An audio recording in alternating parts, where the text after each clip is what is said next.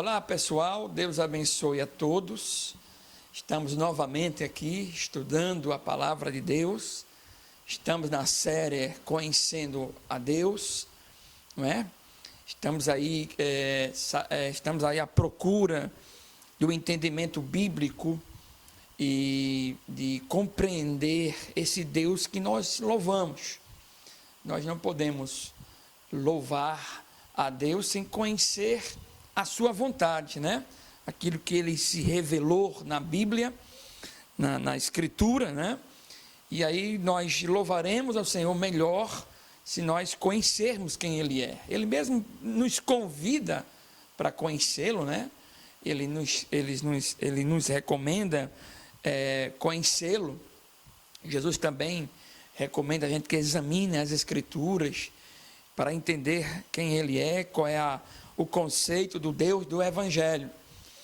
Então, na aula passada, a gente falou da manifestação, ou das manifestações do amor de Deus. A gente falou aqui da bondade de Deus, e falamos também da misericórdia de Deus.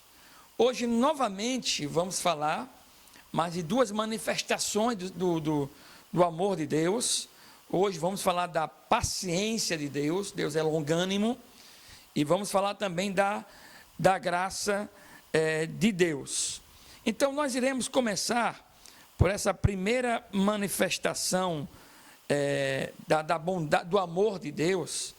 Vamos começar aqui a falar da paciência do Senhor, a paciência de Deus. Observe, o Salmo 86 e o verso 15 diz assim: mas tu, Senhor, és Deus de compaixão e de amor, és sempre paciente, bondoso e fiel. Sempre esteve na linguagem dos salmistas essa característica de Deus. Deus, ele é longânimo, Deus, ele é paciente. E aí lá no Novo Testamento você vai encontrar Paulo dizendo o seguinte, Romanos 15, verso 5. Paulo diz: ora, o Deus de paciência e consolação vos conceda o mesmo sentimento uns para com os outros, segundo Cristo Jesus. Veja que nesse versículo Deus é chamado como Pai da paciência. Então veja que em Deus há essa característica, a paciência de Deus. Veja o que ele vai falar para Moisés. Veja que, na verdade, o que Moisés vai falar em oração e conceituar quem é Deus. Observe que Israel estava pecando contra ele e Moisés vai orar ao Senhor, pedir misericórdia. Aí Moisés diz: o Senhor Deus, misericordioso e piedoso, tardio em irar-se e grande beneficência e verdade.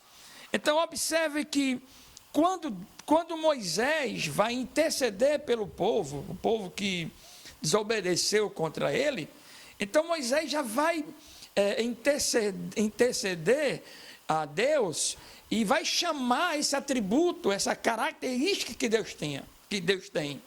Senhor, tu és longânimo, tu és paciente. Então Moisés estava pedindo, sabendo que ele é paciente, Moisés estava pedindo: Senhor, tenha paciência com este povo. Mas, meus irmãos, eu lanço uma pergunta: o que é a paciência de Deus? O que significa a paciência? Significa que ele é paciente para com a criatura na condição de pecadora. Veja, se Deus não fosse paciente, ele já teria consumido toda a criação, todos os homens e mulheres. Já tinha consumido. Então, quando se diz que Deus é paciente, que ele é longânimo, estamos dizendo que ao tratar com a sua criatura pecadora, Deus, ele é paciente. Então, veja, a paciência de Deus é a lentidão, que podemos falar, de Deus em manifestar a sua ira. Então, o pecador, ele desobedece a Deus, e aí Deus, na sua paciência, a ira de Deus que está para aquele pecador com a sua rebeldia, então a paciência de Deus faz que essa ira demore a chegar. Veja, o Dr. Pink, que é uma autoridade na interpretação da Bíblia, ele diz o seguinte: a paciência de Deus é aquela essência que o leva a suportar grandes ofensas sem vingar-se imediatamente.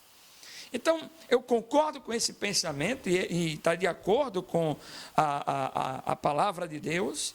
Então, a paciência é essa excelência de Deus de suportar, suportar a ofensa do pecador sem se vingar de forma imediata. Então, é assim que a Bíblia apresenta essa característica de Deus. Então, Deus suporta o pecador, ele tem uma paciência, ele é longânimo de suportar esse pecador que está ofendendo a ele, e aí, por sua característica, ele suporta, ele não aceita, ele não está aceitando como uma permissão, ele suporta com a sua ira. Veja, irmão, se não fosse essa característica, Deus não toleraria nenhuma forma de pecado. Já estava tudo consumado se Deus não fosse paciente. Mas aí você pode perguntar: pastor, a Bíblia diz que a ira de Deus se revela dos céus contra toda impiedade e perversão. Você fala: pastor, mas a Bíblia diz que Deus é irado e se revela. Ok, é verdade. É certo que Deus vai manifestar a sua ira. Mas antes de Deus manifestar a sua ira, ele manifesta a sua paciência, oferecendo oportunidade para o pecador se arrepender. Então veja que a paciência de Deus é benéfica para nós, pecadores. É benéfica. Porque se fosse de forma imediata, a gente estava no fim. A gente seria consumido. Mas por Deus ter e ser longânimo, ou seja, ele dá a oportunidade para que o pecador volte para ele, se arrependa, mas a ira de Deus virá, a não ser que esse pecador se arrependa e abrace o evangelho de Cristo, a ira sim vai ser apaziguada. Mas enquanto isso, a ira de Deus está sobre essa criatura, mas a longanimidade de Deus, ele é longânimo, faz que ele dê essa oportunidade para o pecador se arrepender. Em geral, Deus demonstra uma espantosa capacidade de tolerar o pecado do pecador, a impiedade e a perversão das suas criaturas. Aí eu dou exemplo a você na Bíblia. Por exemplo, Adão e Eva, ao pecar contra o Criador, ele podia ter usado a sua justiça e ter matado os dois. Antes, Deus deixou viver e ter os seus filhos. Então Deus podia ter consumido Adão e Eva no primeiro momento em que eles desobedeceram a Deus. Segundo exemplo, num dilúvio, Deus podia ter matado imediatamente aquela geração, uma geração difícil, depravada, que estavam com as costas viradas para o seu Criador. Deus podia ter matado, mas Deus é tão longânimo que Deus, antes de mandar o dilúvio, ainda se passou, quando Noé começou a construir a arca, levou 120 anos para terminar a arca. Ou seja, Deus teve a paciência daquela geração depravada e que durou aí 120 anos para aquela geração se arrepender. Um terceiro exemplo, com as pessoas hoje. Deus é muito paciente com as pessoas nos dias atuais. Aí você vê as pessoas blasfemando contra Deus. Você vê as pessoas ímpias detestando qualquer ideia de Deus sobre família, não é? Nós vivemos uma geração que pratica tudo aquilo que Deus detesta, que Deus assim abomina. Um outro exemplo que a Bíblia apresenta a paciência de Deus com o povo de Israel. ele suportou por 40 anos a murmuração de Israel no deserto. Houve desobediência e idolatria. Então Deus suportou. Deus podia ter matado todo mundo ali, tirou do Egito o Senhor, abriu o mar vermelho. Ele mandava uma nuvem para guiar aquele povo, uma nuvem em tocha de fogo para iluminar ali, eles caminhando à noite. Deus mandou providência, mandou o maná do céu para eles, e eles desobedeceram e foram idólatras. E Deus teve paciência com eles. Um outro exemplo é que Deus tem paciência para conosco, seus servos. Então, Deus suporta com paciência as nossas fraquezas, a nossa ingratidão e a nossa desobediência.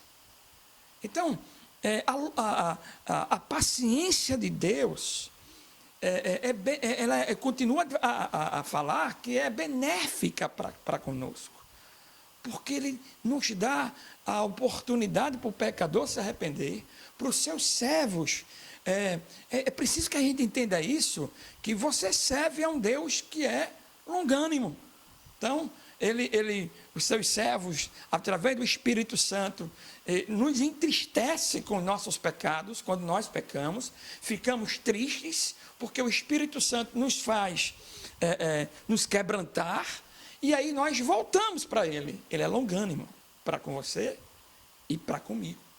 Veja, aí eu pergunto, por que a vinda de Jesus parece demorada? Por que Jesus não volta logo? Tantos crentes que passaram por esse mundo e cantaram, volta ao Senhor Jesus, e por que está tão demorado? A Bíblia diz porque Deus é longânimo. Veja o que diz em 2 Pedro, capítulo 3, verso 9. Deus diz, Pedro fala assim, o Senhor não retarda a sua promessa, ainda que alguns a tenham por tardia, mas Ele é longânimo para conosco, não querendo que alguns se percam, senão que todos venham a arrepender-se. Então, aqui Pedro mostra por que o Senhor está demorando. Ele não retarda a sua promessa, Ele vai cumprir a sua promessa, Ele vem buscar, Ele vem levar o seu povo, né? E vem com juízo para condenar o mundo. Mas por que Ele demora? Porque Ele não quer que ninguém se perca, os seus eleitos, que Ele já predeterminou. Então, Ele, com muita paciência, vai suportar o pecado dessa geração, para que espere os seus eleitos, assim Ele manifestar a sua salvação. Então veja, eu falei aqui dessa manifestação do amor de Deus, falamos aqui da paciência de Deus. Agora eu quero falar da graça de Deus. Observe, meus irmãos, uma das manifestações mais sublimes do amor de Deus é designada nas Escrituras pelo termo graça. O que as Escrituras querem dizer quando afirmam que Deus é gracioso? A gente a gente escuta essa expressão, graça, Deus é gracioso. Mas o que significa a palavra graça? Veja, o termo é geralmente empregado designando favor, o favor de uma pessoa para com a outra. Então, quando se usa a palavra graça, aqui usando a palavra para o nosso próximo, é quando nós prestamos um favor para outra pessoa.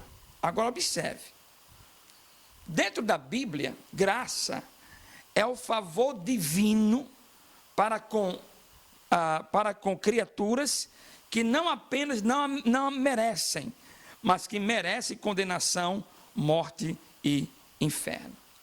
Então, quando a Bíblia diz graça de Deus para com o pecador, quer dizer o seguinte, que esse pecador não merece essa graça de Deus. Esse pecador que nasceu em pecado merece condenação, morte e inferno. Então, exemplificando, veja, se um filho seu, se um filho meu desobedece, o que ele merece? Merece uma disciplina. Ele não merece um favor nosso, um presente. Eu sempre uso isso num discipulado. Veja, se você comprou um presente para o teu filho, E aí você está esperando o teu filho chegar da escola. E aí, quando o teu filho chega da escola, ele chega com a diretora da escola. E aí a diretora vai falar para você o que ele fez na escola, que ele bateu no colega, que quebrou a mesa, e aí você recebe aquela informação, aquela vergonha, e você como pai e mãe fica com raiva, com irado. Eu pergunto a você, naquele momento, o seu filho merece o presente que você comprou? Não merece. Não merece. Ou seja, ele merece disciplina, ele merece ser repreendido, castigado, não é assim que a gente faz? Muito bem. Quando a Bíblia fala de graça de Deus, está dizendo o seguinte, que esse pecador, ele desobedeceu, esse pecador é rebelde, então ele merece disciplina, não merece presente, merece disciplina. E segundo a Bíblia, o pecador, por sua rebeldia para com Deus, ele merece ser condenado, morto e ser levado para o inferno. É assim que a Bíblia diz sobre a ira de Deus. Então, quando Deus manifesta a graça para um homem, para uma mulher, esses dois não merecem por causa dos seus pecados. Mas quando Deus salva, se chama graça. E essa graça, ela não se explica. Então, Deus manifesta a sua graça para um pecador que não merece. Veja, o estado de pecado em que a criatura se encontra suscita a paciência de Deus e encontra a resposta na sua graça para com os eleitos. A Bíblia diz, meus queridos, que nós nascemos em pecado. Se nós nascemos em pecado, então nós nascemos debaixo da ira de Deus, porque nós nascemos em pecado, nascemos em desobediência. Então Deus está irado, está de forma contínua, irado conosco. Aí quando Deus, ele na sua soberania, manifesta a salvação para com esse homem, para essa mulher, e aí vem a graça de Jesus. Ou seja, Deus vai favorecer esse pecador sem ele merecer. Então, dentro desse conceito, podemos aqui distinguir a graça de duas formas, para que a gente possa entender a graça. Como é que é essa graça para as pessoas que não estão em Cristo? E como é que é essa graça para aqueles que estão em Cristo? Como é que é a graça para aqueles que não adoram a Deus, não querem servir, não querem seguir os caminhos do Senhor? E como é essa graça para aqueles que foram chamados ao arrependimento? Veja, quando Deus manda a chuva para os bons e para os maus, ele usa o seu favor chamado de graça comum. Graça comum. Quando Deus manda chuva para a terra, então o ateu, ele recebe esse benefício. Esse ateu que diz que Deus não existe. Então, quando esse ateu recebe esse benefício, tanto o ateu como o crente, a chuva, o sol, né? Os animais que as pessoas vão ao mar e pescam, os animais que a gente come, isso é graça comum. Deus manifesta a sua graça para com todos, isso é graça comum. Agora, quando ele salva esse pecador, esse termo muda para graça especial. Graça comum é para com todos, ou seja, até para aqueles que vão ser condenados ao inferno. Graça especial já é diferente. A graça especial é para o pecador que foi chamado e se arrependeu. A graça especial é só para os eleitos de Deus. Veja, a fim de compreendermos melhor o significado da graça, observe as principais características da graça.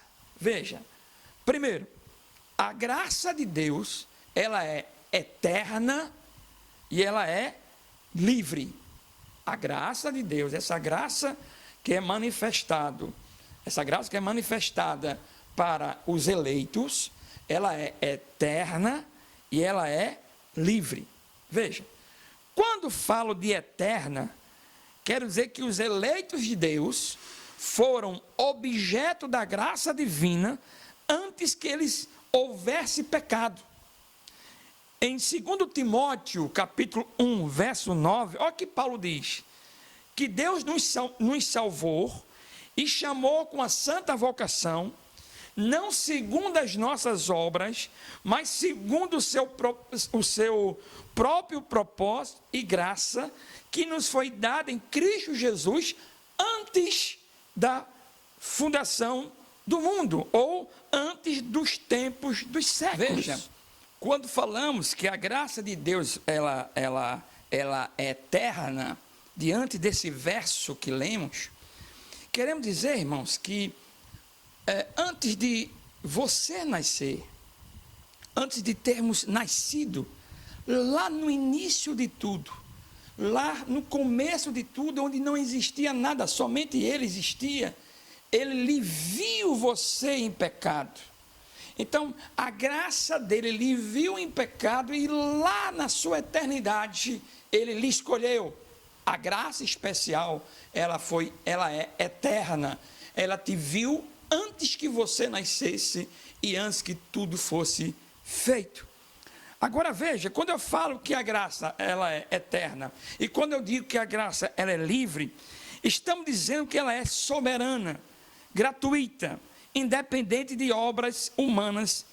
Veja, quando nós falamos que a graça de Deus ela é livre, ou seja, a graça de Deus não é manifestada ao coração do homem e da mulher, não é porque ela manifesta alguma obra, uma boa obra, não é isso. A graça é livre.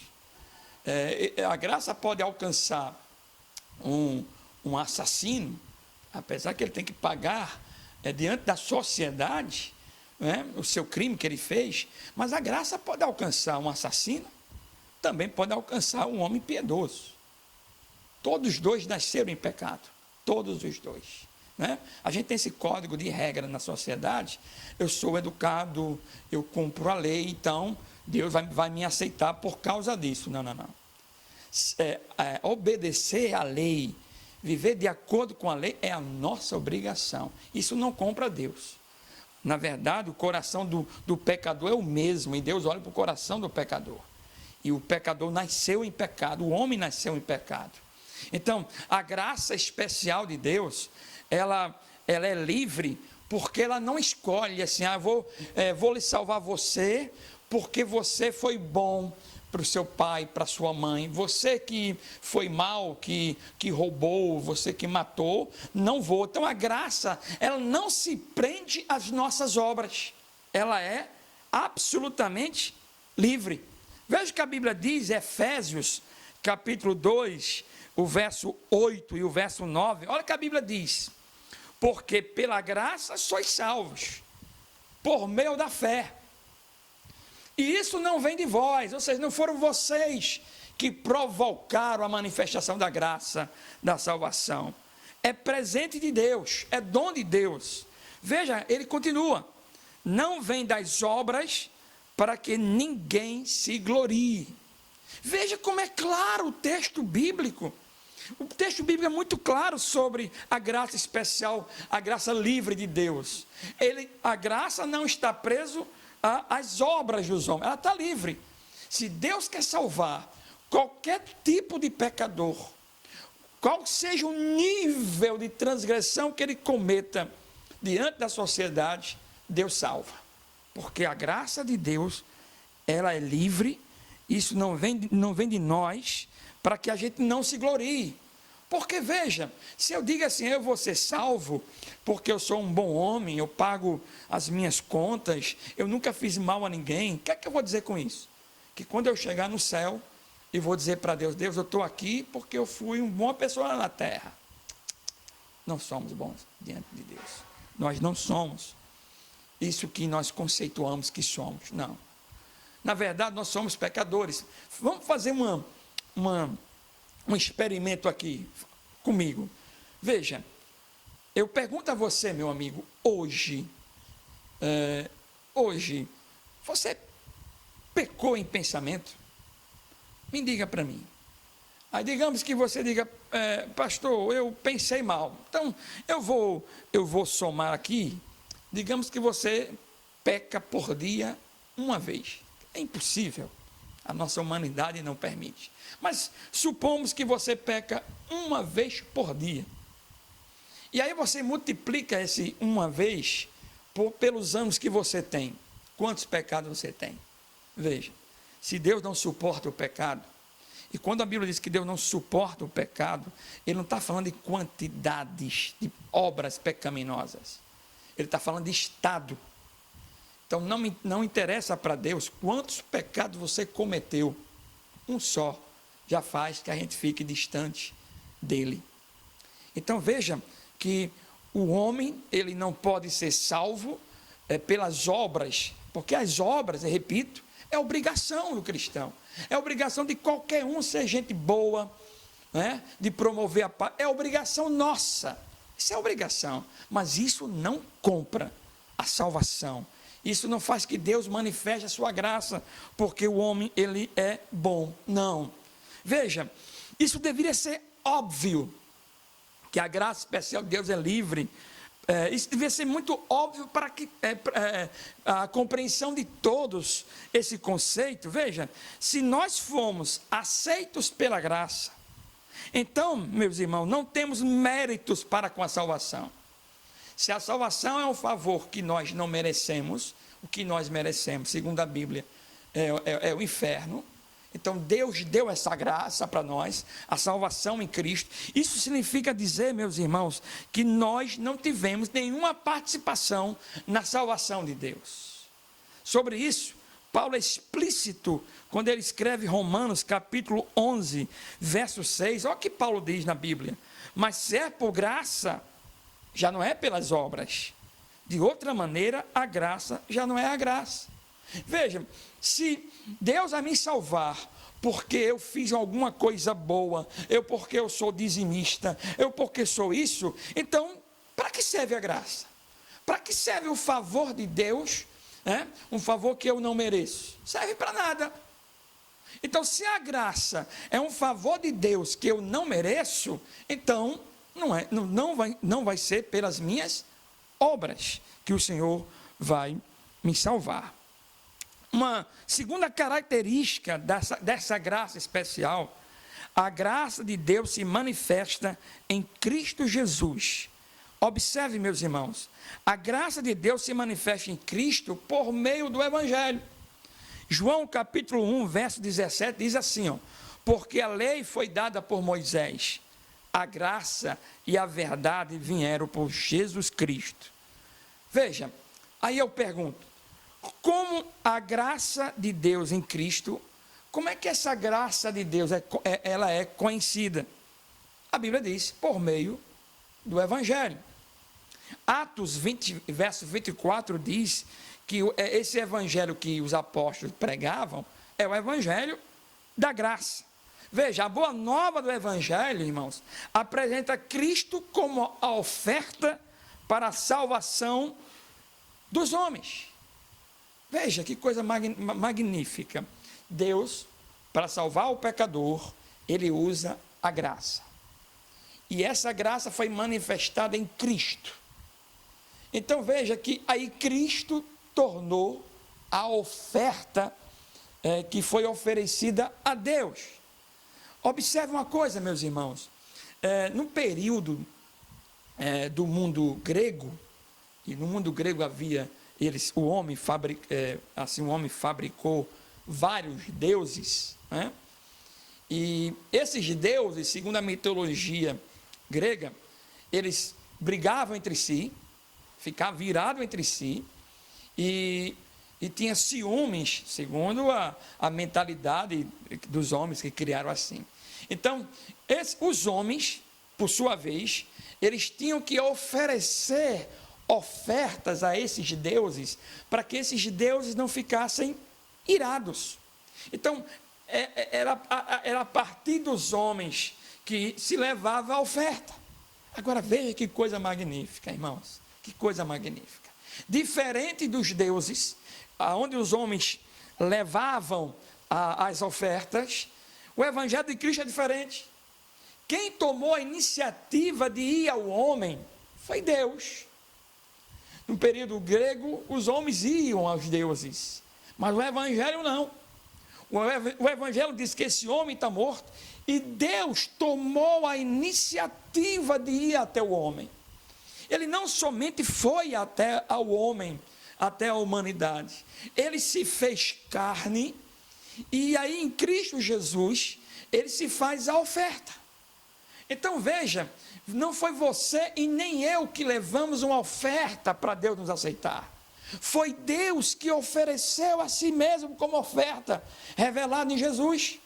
Então, Cristo, vindo de Deus, foi a oferta que Deus preparou para Ele mesmo.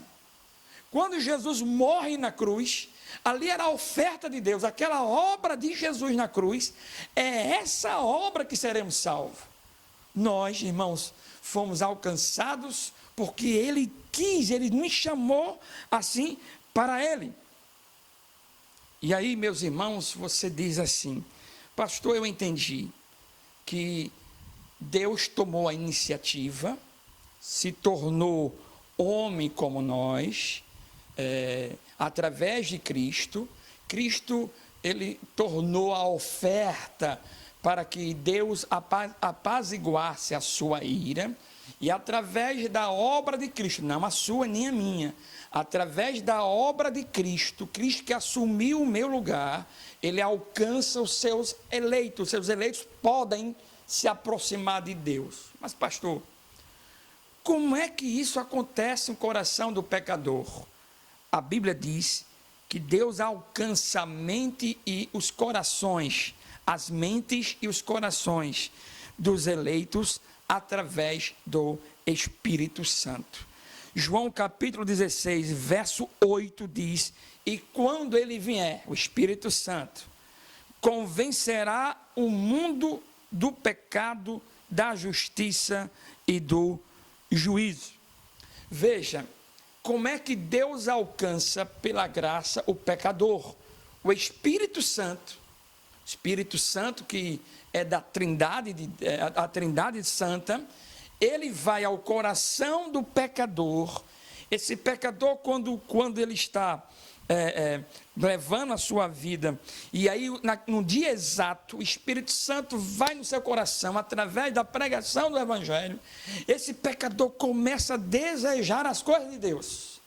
O Espírito Santo começa a trazer esse homem, essa mulher, para o Senhor.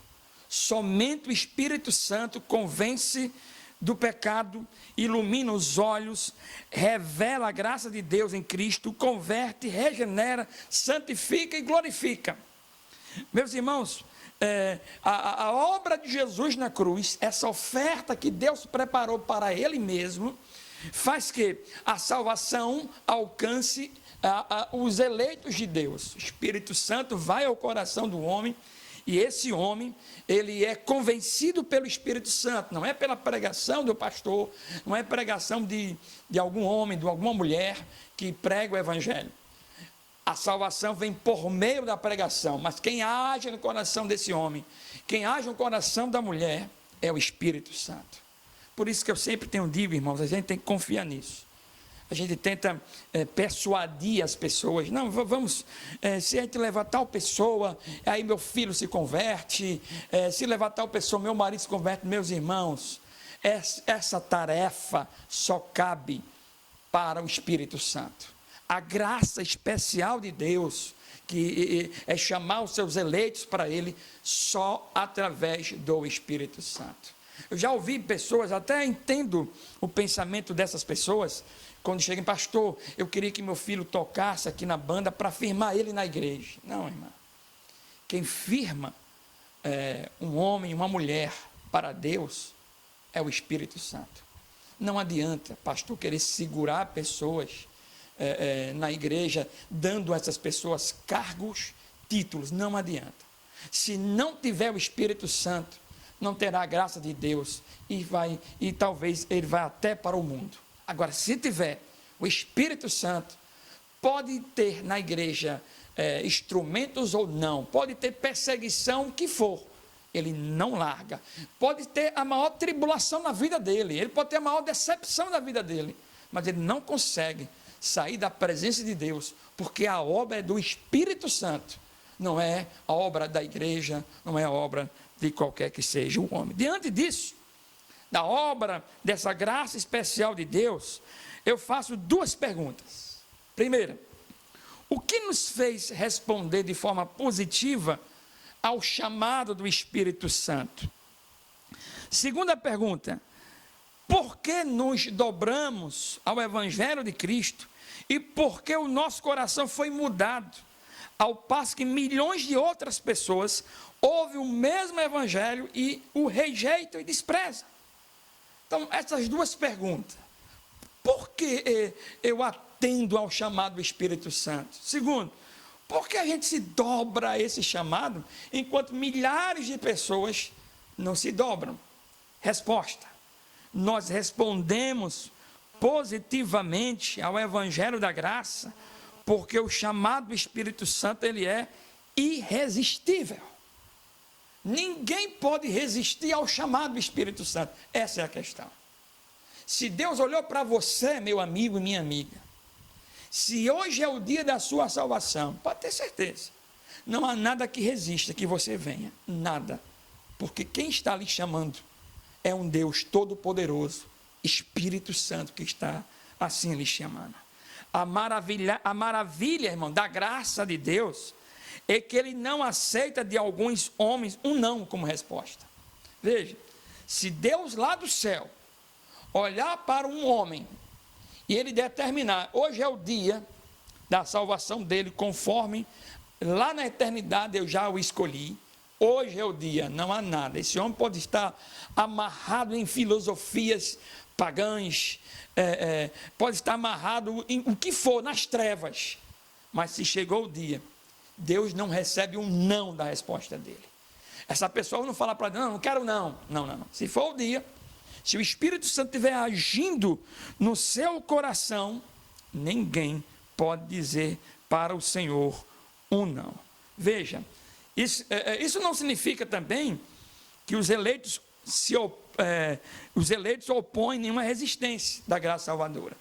Então, os eleitos, por um determinado tempo, podem dizer não a Deus. Mas se naquele dia é o Espírito Santo operando e querendo que ele venha, será.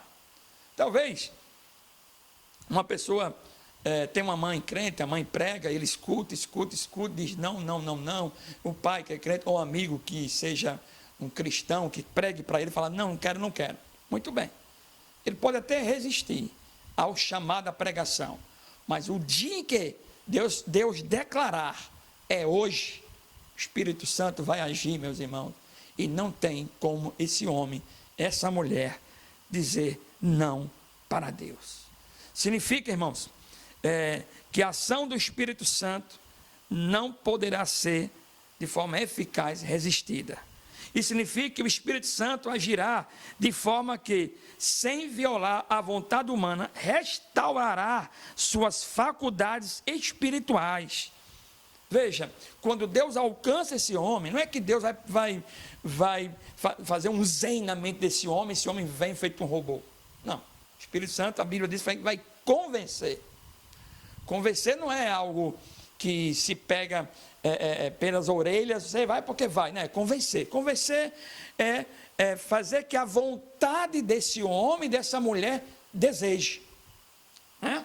É igual um vendedor. O vendedor, quando vai apresentar o produto, não vai, fique, eu quero que você fique. Não. Ele primeiro conversa para convencer a sua vontade, e a sua vontade vai desejar. Assim é a obra do Espírito Santo. Quando chegou o dia, e quando chega o dia, o Espírito Santo, ele vai agir de forma poderosa. Esse homem, ele vai ser convencido à sua vontade, e ele vai desejar, assim, a vontade de Deus. Veja o que diz a Bíblia sobre esse chamado. Jesus disse assim, em João 6:37, tudo o que o Pai me dá, tudo que Deus dá ao Senhor, o pecador, para vir ao arrependimento, ele diz, tudo que o Pai me dá virá a mim, e o que vem a mim de maneira alguma lançarei fora. Então, se Deus determina que o pecador venha, virá. E tem mais, meus irmãos. Veja, em João 6,44, ele continua a dizer, o Senhor, ninguém pode vir a mim, se o Pai que me enviou o não trouxer. E eu ressuscitarei no último dia. Diante desses versículos eu aprendo. Ninguém obedecerá ao chamado externo, se irresistível e graciosamente chamado pelo Pai através do seu Espírito. Então, quando o Senhor diz, ninguém pode vir a mim, se o Pai que me enviou não o trouxer, acabou. Quando Deus disse, vem, esse homem não pode resistir. Quando Jesus olhou para Mateus, ele só disse a seguinte palavra, vem. E a Bíblia diz que Mateus, que era um homem que tinha condições financeiras, e quando o Senhor falou, vem para Mateus, a Bíblia diz que ele, deixando tudo, seguiu Jesus. Não tem como resistir ao chamado e à vontade de Deus.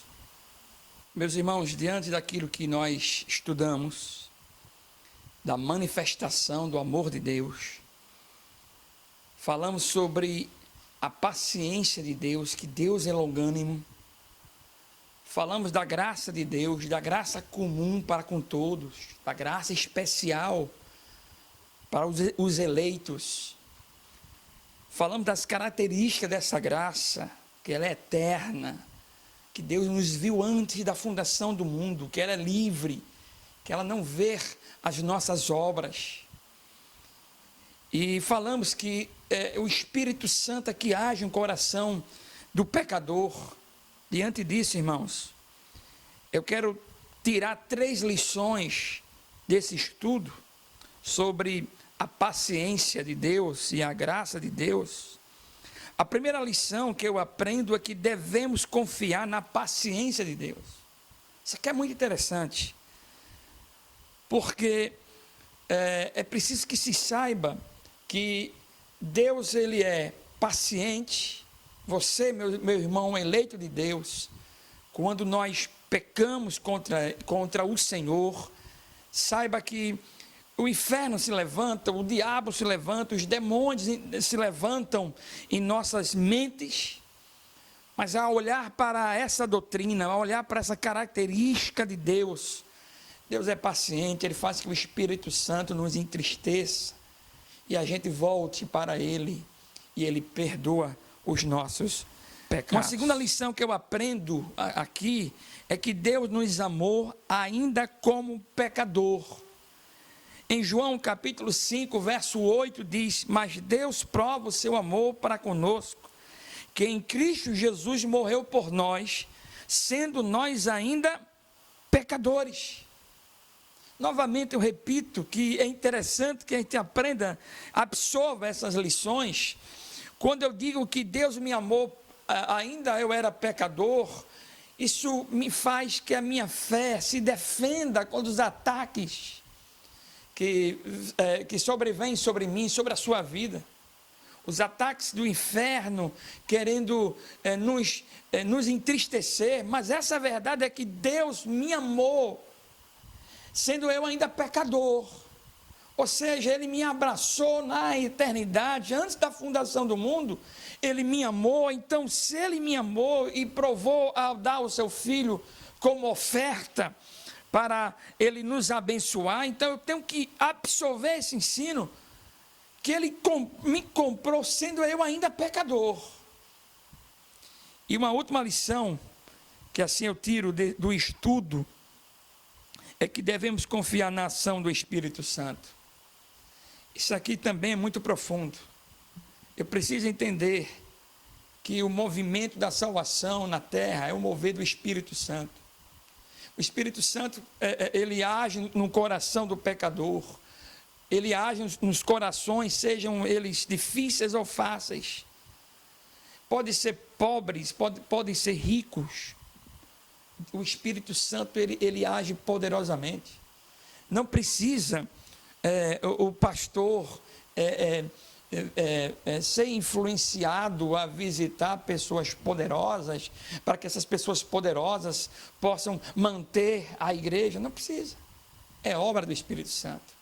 Quem segura a vida de um servo, de um crente, é o Espírito Santo. É tolice minha, é tolice nossa, a gente se preocupar com aquilo que não é nosso expediente. É dele essa obra.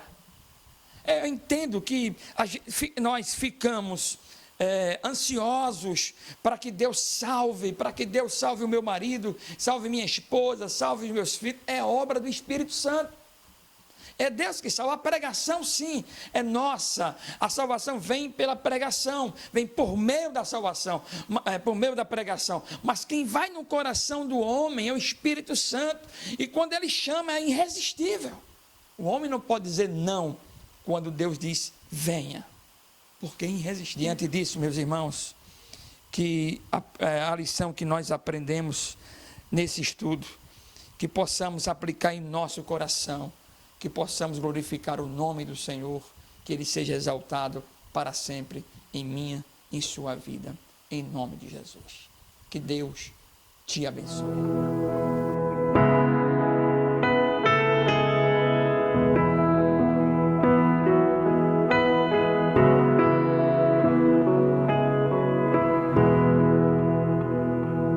Em pedaços minha alma estava, mas por sua graça refeito sou.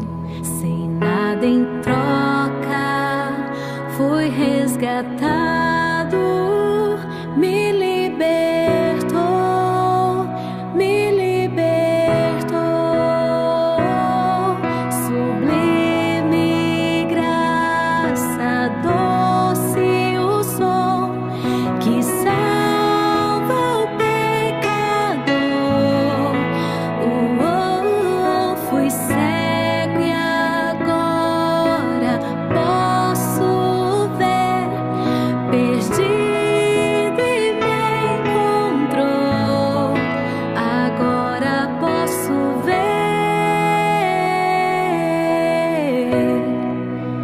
posso ver seus olhos de amor, para que eu possa viver.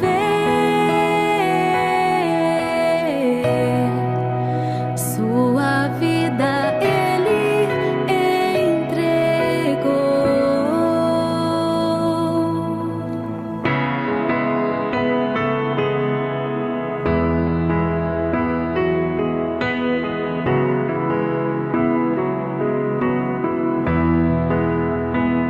Mesmo com falhas e com fraquezas, o teu tesouro em mim está.